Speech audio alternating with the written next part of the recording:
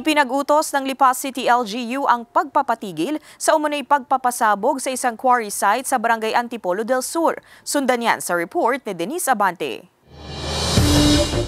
Ipinamamadali na ng punong lungsod ng Lipa ang pagpapatigil sa umano'y isinasagawang blasting activity sa isang quarry site sa Barangay Antipolo del Sur matapos magreklamo ang ilang mga residente sa lugar. Nagkaroon na raw ng resolusyon ang sangguniang panglungsod noong mga nakaraang taon patungkol sa pagpapahintulot ng quarry, leveling at controlled blasting. Pero dahil sa mga nakitang epekto ng blasting at hinaing ng mga residente sa lugar, agad daw niyang pinadalhan ng sulat ang pamunuan ng quarry site para ipatigil ang ginagawang blasting sa lugar. At kung sakaling hindi sila tumugon at sumagot sa sulat, una ay i-revoke ng sangguniang panglungsod yung resolution na pag-aalaw nila sa blasting sa Barangay Antipolo at mag-request din ng resolution ang sangguniang panglungsod address sa ating provincial government dahil sila naman nag-i-issue ng permit na revoke din nila ang permit ng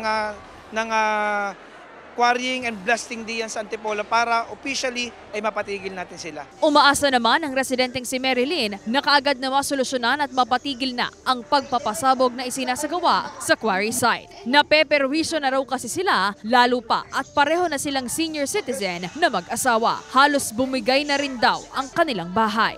Yung alikabok niya, nakakapagkasakit siguro yun. Ay sobrang-sobra na ho ang ano dito. Ako nananahi.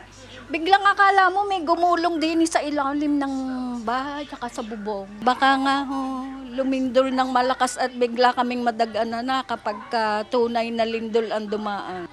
Ay minsan nga ako nakahiga. Yung higaan ko'y medyo napaltok. Malakas ang tunog.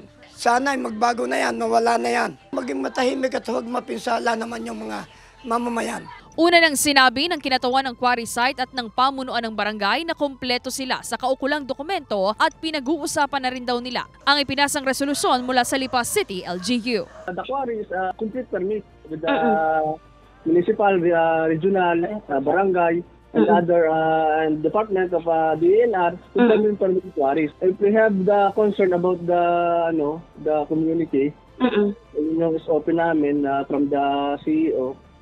We must better go to the higher. Wala kaming karapatan po para sumagot sa mga ganyan po.